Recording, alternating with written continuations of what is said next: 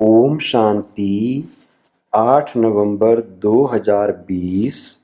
अव्यक्त मुरली। आज की मुरली का सार है ईश्वरीय स्नेह जीवन परिवर्तन का फाउंडेशन है। आज स्नेह के सागर अपने स्नेही बच्चों से मिलने आए हैं। बाप और बच्चों का स्नेह विश्व को स्नेह सूत्र में बांध रहा है। जब स्नेह के सागर और स्नेह संपन्न नदियों का मेल होता है तो स्नेह भरी नदी भी बाप समान मास्टर स्नेह का सागर बन जाती है। इसलिए विश्व की आत्माएं स्नेह के अनुभव से स्वतः ही समीप आती जा रही हैं। पवित्र प्यार व ईश्वरीय परिवार के प्यार से कितनी भी अनजान आत्माएं हों, बहुत समय से परिवार के प्यार से वंचित पत्थर समान बनने वाली आत्मा हो, लेकिन ऐसे पत्थर समान आत्माएं भी ईश्वरीय परिवार के स्नेह से पिघल पानी बन जाती हैं। यह है ईश्वरीय परिवार के प्यार की कमाल। कितना भी स्वयं को किनारे करें, लेकिन ईश्वरीय प्यार चुंबक के समान स्वतः ही समीप ले आता है। इसको कहते हैं ईश्वरीय स्नेह का प्रत्यक्ष फल। कितना भी कोई स्वयं को अलग रास्ते वाले माने, लेकिन ईश्वरीय स्नेह सहयोगी बनाए, आपस में एक हो, आगे बढ़ने के सूत्र में बांध देता है। ऐसा अनुभव किया ना? स्नेह पहले सहयोगी बनाता है, सहयोगी बनाते बनाते स्वतः ही समय पर सर्व को सहज योगी भी बना देता है। सहयोगी बनने की निशानी है आज सहयोगी हैं, कल सहज योगी बन जाएंगे। ईश्वरीय स्नेह परिवर्तन का फाउंडेशन है अथवा जीवन परिवर्तन का बीज स्वरूप है। जिन आत्माओं में ईश्वरीय स्नेह की अनुभूति का बीज पड़ जाता है तो यह बीज सहयोगी बनने का वृक्ष स्वतः ही पैदा करता रहेगा और समय पर सहजयोगी बनने का फल दिखाई देगा, क्योंकि परिवर्तन का बीज फल जरूर दिखाता है। सिर्फ कोई फल जल्दी निकलता है, कोई फल समय पर निकलता है। चारों ओर देखो, आप सभी मास्टर स्नेह के सागर विश्व सेवाधारी बच्चे क्या कार्य कर रहे हो। विश्व में ईश्वरीय परिवार के स्नेह का बीज बो रहे हो। जहां भी जाते हो, चाहे कोई नास्तिक हो व आस्तिक हो, बाप को ना भी जानते हों, ना भी मानते हों, लेकिन इतना अवश्य अनुभव करते हैं कि ऐसा ईश्वरीय परिवार का प्यार जो आप शिववंशी ब्रह्मा कुमार ब्रह्मा कुमारियों से मिलता है या कहीं भी नहीं मिलता, और यह भी मानते हैं यह स्नेह व प्यार साधारण नहीं है, यह अलौकिक प्यार है, वह ईश्वरीय स्नेह है, तो इनडायरेक्ट नास्तिक से आस्तिक हो गया ना। ईश्वरीय प्यार है तो वो कहाँ से आया? किरणें सूर्य को स्वतः ही सिद्ध करती हैं। ईश्वरीय प्यार, अलौकिक स्नेह, निस्वार्थ स्नेह स्वतः ही दाता बाप को सिद्ध करता ही है। इनडायरेक्ट ईश्वरीय स्नेह के प्यार द्वारा स्नेह के सागर बाप से संबंध जुट जाता है, लेकिन जानते नहीं हैं क्योंकि बीज पहले गुप्त रहता है, वृक्ष स्पष्ट दिखाई देता है। तो ईश्वरीय स्नेह का बीज सर्व को सहयोगी सो सहजयोगी प्रत्यक्ष रूप में समय प्रमाण प्रत्यक्ष कर रहा है और करता रहेगा। तो सभी ने ईश्वरीय स्नेह के बीज डालने की सेवा की। सहयोगी बनाने की शुभ भावना और शुभ कामना के विशेष 2 पत्ते भी प्रत्यक्ष देखें। अभी यह तनाव वृद्धि को प्राप्त करते प्रत्यक्ष फल दिखाएगा। बाप दादा सर्व बच्चों के वैरायटी प्रकार की सेवा को देख हर्षित होते हैं, चाहे भाषण करने वाले बच्चे, चाहे स्थूल सेवा करने वाले बच्चे। सर्व के सहयोग की सेवा से सफलता का फल प्राप्त होता है, चाहे पहरा देने वाले हों, चाहे बर्तन संभालने वाले हों। लेकिन जैसे 5 अंगुलियों के सहयोग से कितना भी श्रेष्ठ कार्य, बड़ा कार्य सहज हो जाता है, ऐसे हर एक ब्राह्मण बच्चों के सहयोग से जितना सोचा था कि ऐसा होगा, उस सोचने से 1000 गुना ज्यादा सहज कार्य हो गया। या किसकी कमाल है? सभी की। जो भी कार्य में सहयोगी बने, चाहे स्वच्छता भी रखी, चाहे टेबल साफ किया, लेकिन सर्व के सहयोग की रिजल्ट सफलता है। यह संगठन की शक्ति महान है। बाप दादा देख रहे थे, न सिर्फ मधुबन में आने वाले बच्चे, लेकिन जो साकार में भी नहीं थे, चारों ओर के ब्राह्मण बच्चों की, चाहे देश चाहे विदेश, सबके मन की शुभ भावना और शुभ कामना का सहयोग रहा। यह सर्व आत्माओं की शुभ भावना, शुभ कामना का किला आत्माओं को परिवर्तन कर लेता है। चाहे निमित्त शक्तियां भी रहीं, पांडव भी रहे, निमित्त सेवाधारी विशेष हर कार्य में बनते ही हैं, लेकिन वायुमंडल का किला सर्व के सहयोग से ही बनता है। निमित्त बनने वाले बच्चों को भी बाप दादा मुबारक देते हैं, लेकिन सबसे ज्यादा मुबारक सभी बच्चों को। बाप को बच्चे मुबारक क्या देंगे, क्योंकि बाप तो अव्यक्त हो गया, व्यक्त में तो बच्चों को निमित्त बनाया। इसलिए बाप दादा सदा बच्चों के ही गीत गाते हैं। आप बाप के गीत गाओ, बाप आपके गीत गाए। जो भी किया बहुत अच्छा किया। भाषण करने वालों ने भाषण अच्छे किए, स्टेज सजाने वालों ने स्टेज अच्छी सजाई, और विशेष योग युक्त भोजन बनाने वाले, खिलाने वाले, सब्जी काटने वाले रहे। पहले फाउंडेशन तो सब्जी कटती है, सब्जी नहीं कटे तो भोजन क्या बनेगा। सब डिपार्टमेंट वाले ऑलराउंड सेवा के निमित्त रहे। सुनाया ना, अगर सफाई वाले सफाई नहीं करते तो भी प्रभाव नहीं पड़ता। हर एक का चेहरा ईश्वरीय स्नेह संपन्न नहीं होता तो सेवा की सफलता कैसे होती। सभी ने जो भी कार्य किया स्नेह भर कर के किया, इसलिए उन्हों में भी स्नेह का बीज पड़ा। उमंग उत्साह से किया, इसलिए उन्हों में भी उमंग उत्साह रहा। अनेकता होते भी स्नेह के सूत्र के कारण एकता की ही बातें करते रहे। या वायुमंडल के छत्र छाया की विशेषता रही।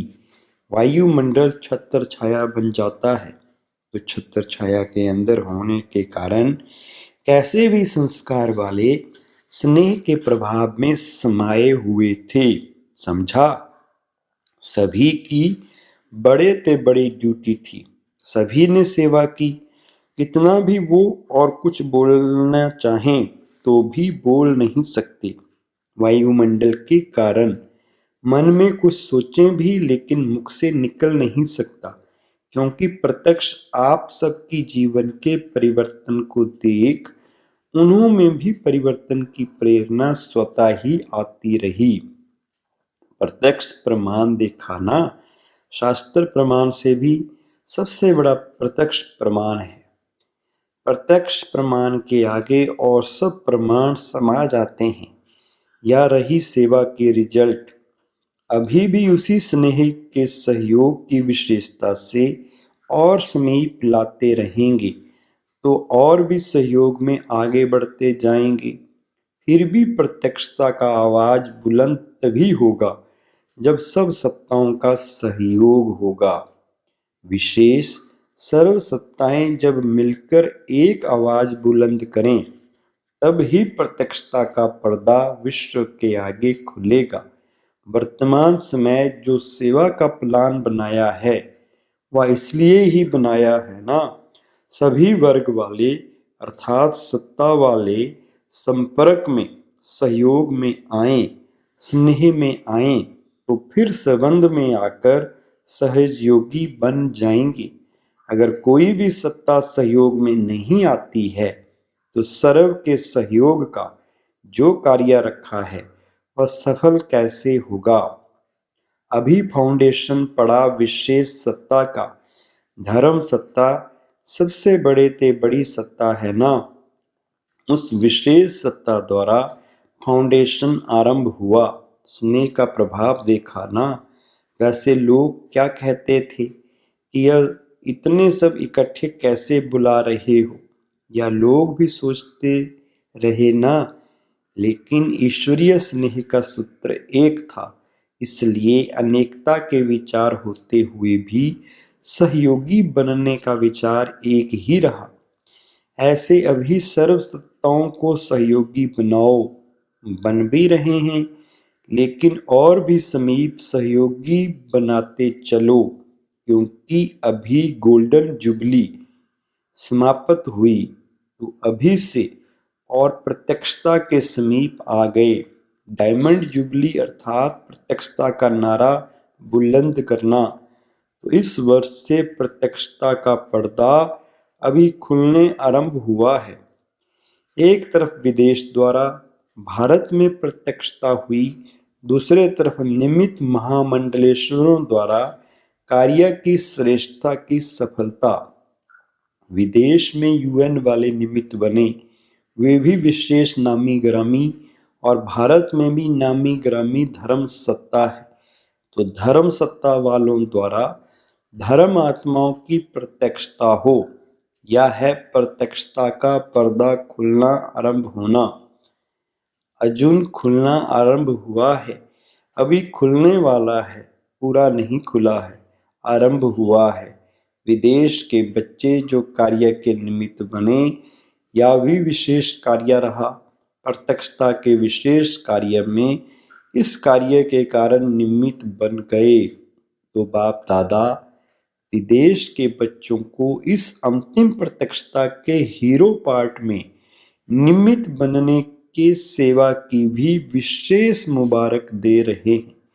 भारत में हलचल तो मचा ली ना, सबके कानों तक आवाज गया, या विदेश का बुलंद आवाज भारत के कुंभकर्णों को जगाने के निमित्त तो बन गया, लेकिन अभी सिर्फ आवाज गया है, अभी और जगाना है, उठाना है। अभी सिर्फ कानों तक आवाज पहुंचा है। सोए हुए को अगर कान में आवाज जाता है तो थोड़ा हिलता है ना, हलचल तो करता है ना। तो हलचल पैदा हुई, हलचल में थोड़े जागे हैं, समझते कि अभी कुछ है। अभी जागेंगे तब जब और जोर से आवाज करेंगे। अभी पहले भी थोड़ा जोर से हुआ। ऐसे ही कमाल तब हो जब सब सत्ता वाले इकट्ठे स्टेज पर स्नेह मिलन करें। सब सत्ता की आत्माओं द्वारा ईश्वरीय कार्य की प्रत्यक्षता आरंभ हो, तब प्रत्यक्षता का पर्दा पूरा खुलेगा। इसलिए अभी जो प्रोग्राम बना रहे हो उसमें यह लक्ष्य रखना कि सब सत्ताओं का स्नेह मिलन हो। सब वर्गों का स्नेह मिलन तो हो सकता है, जैसे साधारण साधुओं को बुलाते तो कोई बड़ी बात नहीं, लेकिन यह महामंडलेश्वरों को बुलाया ना। ऐसे तो शंकराचार्य की भी इस संगठन में और ही शोभा होती, लेकिन अब उसका भी भाग्य खुल जाएगा। अंदर से तो फिर भी सहयोगी है, बच्चों ने मेहनत भी अच्छी की, लेकिन फिर भी लोक लाज तो रखनी पड़ती है।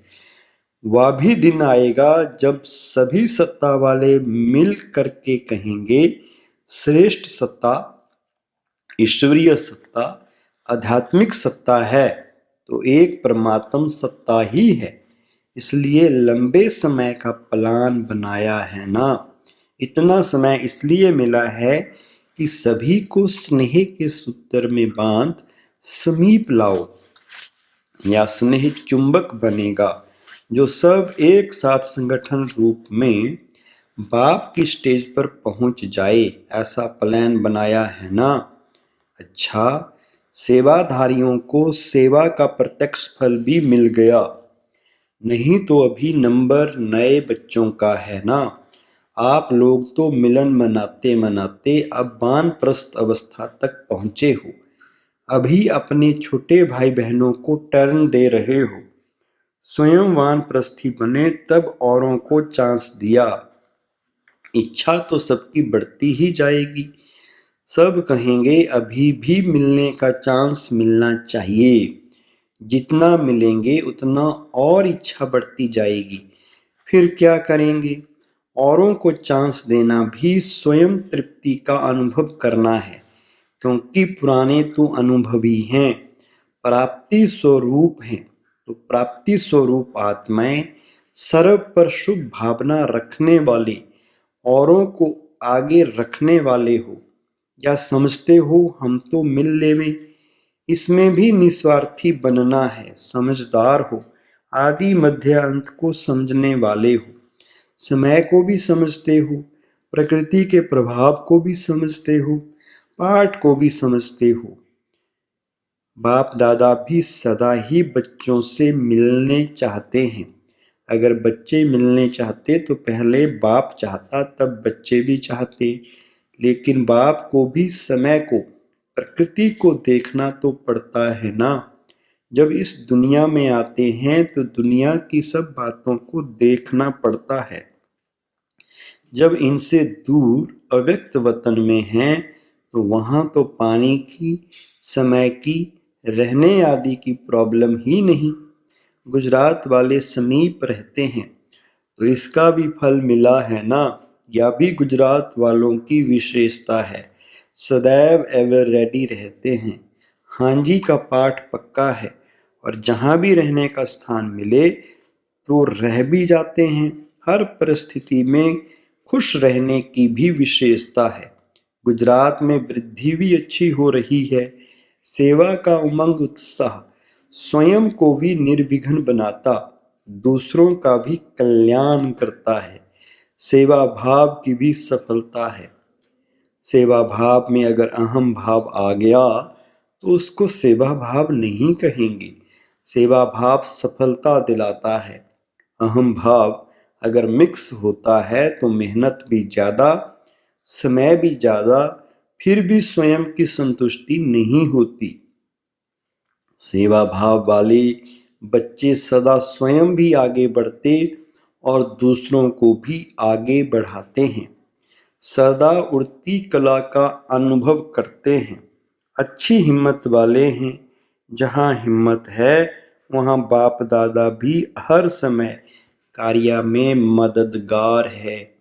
महारथी तो हैं ही महादानी। जो भी महारथी सेवा के प्रति आए हैं, महादानी वरदानी होना, औरों को चांस देना, या भी महादान वरदान है। जैसा समय वैसा पाठ बजाने में भी सब सिकलधे बच्चे सदा ही सहयोगी रहे हैं और रहेंगे। इच्छा तो होगी, क्योंकि यह शुभ इच्छा है, लेकिन इसको समाने भी जानते हैं, इसलिए सभी सदा संतुष्ट हैं। बाप दादा भी चाहते हैं कि एक एक बच्चे से मिलन मनावें, और समय की सीमा भी नहीं होनी चाहिए। लेकिन आप लोगों की दुनिया में यह सभी सीमाएं देखनी पड़ती हैं, नहीं तो एक एक विशेष रतन की महिमा अगर गाएं तो कितनी बड़ी है। कम से कम एक एक बच्चे की विशेषता का एक एक गीत तो बना सकते हैं, लेकिन इसलिए कहते हैं वतन में आओ जहां कोई सीमा नहीं। अच्छा, सदा ईश्वरीय स्नेह में समाये हुए, सदा हर सेकंड सर्व के सहयोगी बनने वाले, सदा प्रत्यक्षता के पर्दे को हटाए बाप को विश्व के आगे प्रत्यक्ष करने वाले, सदा सर्व आत्माओं को प्रत्यक्ष प्रमाण स्वरूप बन आकर्षित करने वाले, सदा बाप और सर्व के हर कार्य में सहयोगी बन एक का नाम बाला करने वाले, ऐसे विश्व के इष्ट बच्चों को, विश्व के विशेष बच्चों को बाप दादा का अति स्नेह संपन्न याद प्यार, साथ साथ सर्व देश विदेश के स्नेह से बाप के सामने पहुंचने वाले सर्व समीप बच्चों को सेवा की मुबारक के साथ साथ बाप दादा का विशेष याद प्यार स्वीकार हो। वरदान है आज, नॉलेजफुल की विशेषता द्वारा संस्कारों के टक्कर से बचने वाले कमल पुष्प समान न्यारे व साक्षी भव। विस्तार है, संस्कार तो अंत तक किसी के दासी के रहेंगे, किसी के राजा के। संस्कार बदल जाएं या इंतजार नहीं करो, लेकिन मेरे ऊपर किसी का प्रभाव ना हो, क्योंकि एक तो हर एक के संस्कार भिन्न हैं, दूसरा माया का भी रूप बनकर आते हैं। इसलिए कोई भी बात का फैसला मर्यादा की लकीर के अंदर रहकर करो। भिन्न भिन्न संस्कार होते हुए भी टक्कर ना हो, इसके लिए नॉलेजफुल बन कमल पुष्प समान न्यारे व साक्षी रहो। स्लोगन है, हठ व मेहनत करने के बजाय रमणीकता से पुरुषार्थ करो। ओम शांति।